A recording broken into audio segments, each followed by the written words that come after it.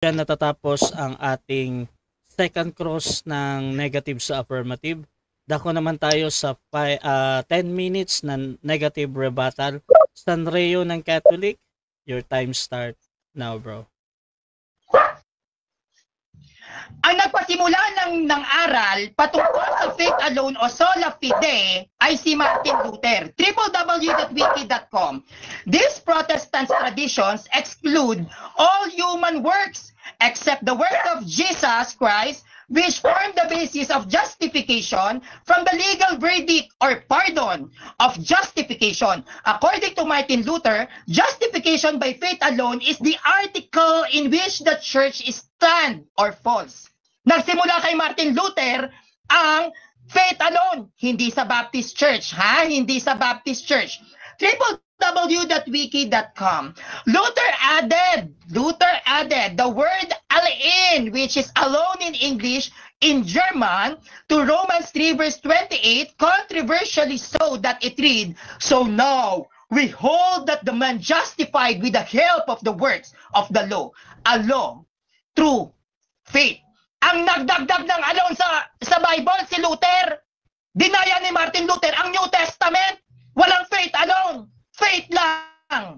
Okay. ChristianHistory.org. Sola fide. Salvation by faith alone.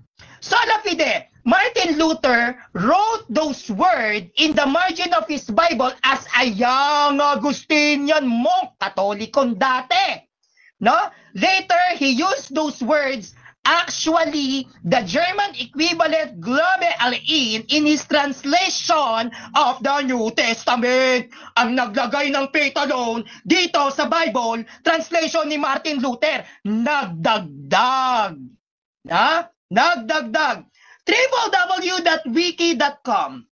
Justificatio sola fide, or simply sola fide, meaning justification by faith alone, is a soteriological doctrine in Christian theology commonly held to distinguish the Lutheran and Reformed tradition of Protestantism, among others Assyrian and Anabaptist. Ano ba ang Anabaptist? Mga Bible scholar nyo yan, Baptist Church. Kinopya ng Anabaptist ang alone kay Martin Luther. Kopya ang faith alone nyo. Ang unang nagturo niyan, si Martin Luther, hindi Baptist Church. Who is the founder of Protestantism? Martin Luther, www.National Geographic Channel. The Protestant Reformation began in Wittenberg, Germany on October 31, 1517, when Martin Luther, a teacher and a monk, published a document he called Disputation on the Power of Indulgences, or 95 Theses. The document was a series of 95 ideas about Christianity that he invited people to debate with him. Nagsimula ang debate na Kristiyano sa Kristiyano kay Martin Luther, hindi sa Baptist Church. Nagsimula ang Protestantism kay Martin Luther. Siya ang unang lumaban sa Katoliko. Baptist Church ba? Hindi. Okay, next. www.britannica.com. Baptist, a member of a group Protestant. Sabi mo kanina hindi kayo Protestante. A member of a group Protestant Christian who share the basic beliefs of most Protestants, but who insists that only believers should be baptized and that it should be done by immersion rather than by the sprinkle or pouring of water. Protestante kayo. Bakit sabi mo hindi? Standard references gamit ko. Sino ang tatay nyo? Martin Luther. Martin Luther is the father of Protestantism. Sino una nagturo ng sola fide, ng faith alone? Martin Luther. Baptist Church? Hindi. Now, name Baptist Church. One early Christians, first century, na nagturo ng faith alone. Magbigay ka ng isang pangalan ng early Christians na nagturo ng faith alone. First century. Wala. Bakit? Ang faith alone ay Bible alone. Tandaan mo yan. Pag sinabing faith alone, Bible alone. Walang faith alone na aral nung panahon ng first century dahil wala namang Bible alone noon. Hindi pa buo yung Bible ng first century. Paano magkakaroon ng faith alone? Ang faith alone ay mula sa Bible. Kaya nga Bible alone eh. Bible alone is equivalent to faith alone. Ang faith alone ay kinuha ng mga Protestante sa Biblia base sa sarili nilang interpretasyon mula sa aral ni Martin Luther. Kaya ang aral niyo ng sola fide, Martin Luther yan. Kopyang aral. Peking doktrina. Okay. Malabo na kumuha ng faith alone ang mga early Christians sa Biblia dahil during that time, hindi pa buo ang Bible. Paano magkakaroon ng faith alone noon? Eh, kinuha niyo yung faith alone niyo sa Bible. May Bible ba noon? Nga. Okay. Ngayon, kaya sa madaling salita, hindi faith alone ang 12 apostles. Kahit ang mga sinaunang dahil ang faith alone, dahil ang faith alone ay Bible alone. Hindi faith alone ng Catholic Church. Bakit? Dahil kaming mga Katoliko ang natatanging may sinaunang Kristiyano lang. Ang mga Baptist churches, Protestante kayo, Britannica nagsasabi. Hindi ka nag-aaral. Saan nagmula ang aral ng Baptist Church when it comes to faith alone? Saan nagmula? Sasabihin mo kay Kristo, may Protestante doon? Ay nilatag ko sa iyo, Britannica.com, Protestante kayo? Sa kayo nagprotesta? Sa Catholic Church, sino nauna? Baptist Church o Catholic Church? Catholic Church. May early Christians kami.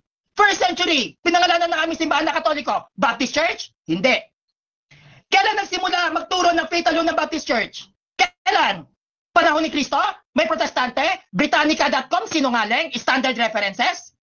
Na you are a group of Protestant? Under ni Martin Luther? Oh.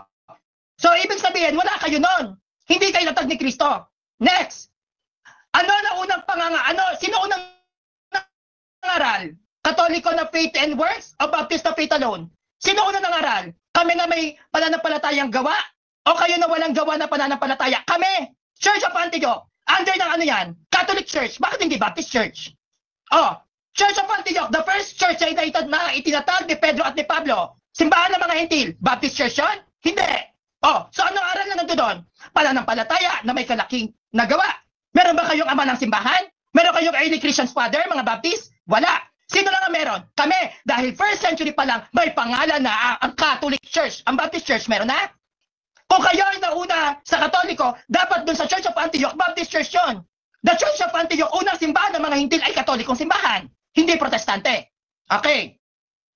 Nasa Catholic Church o nasa simbahang Katoliko, ang mga early Christian fathers na nagtuturo na ikaw ay may kaligtasan pag na may pananampalataya. Hindi yan faith alone. Bakit? Bakit? Dahil hindi Bible alone ang Catholic Church. Kaya malabong maging Bible alone kami kasi wala pang Bible, may Catholic Church na. Ang faith alone ay ugat ng Bible alone. Eh paano sa panahon na walang Biblia? Paano sila magba-Bible alone? Wala nang Bible. O ano yun? Alone? Alone in the dark? Okay.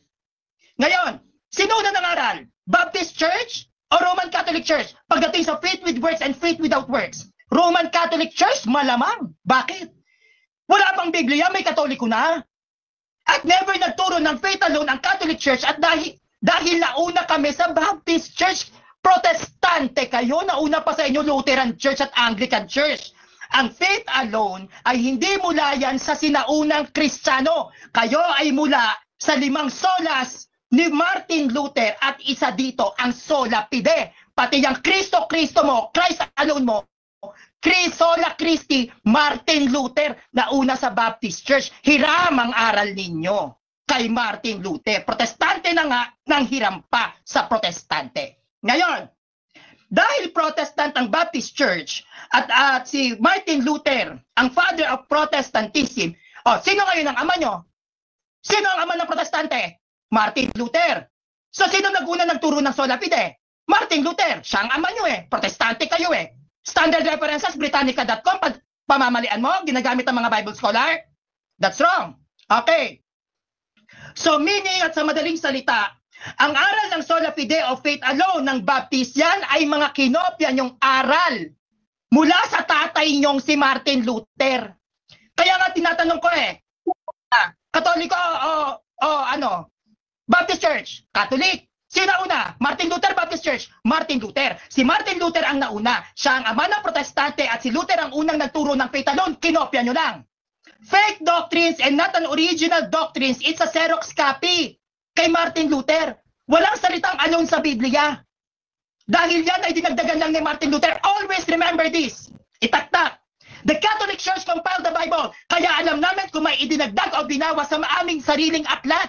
Kami bumuo, ni tuldok, ni quit, ni kung ano pang simbolismo dyan, wala kayong naging ambag. Ginamit nyo ang Bible, kaya kayo Bible alone. But always remember this, the Catholic Church ay naitatag, wala pang Bible. Walang Bible alone noon. Hindi gumamit ang 12 apostles ng Biblia, hindi gumamit ang early Christians first century ng Bible, walang Bible alone, kaya walang faith alone. At walang gumigiba sa ilalim ng Kristyanismong relihiyon. Pagdating sa salitang pananampalataya, wala kasing proteste. Ang kalaban ng Catholic Church, pagano, Islam, Hinduism, Time. Judaism, at ang mga relihiyon. Time na. Yun lang po, Kuya Ras.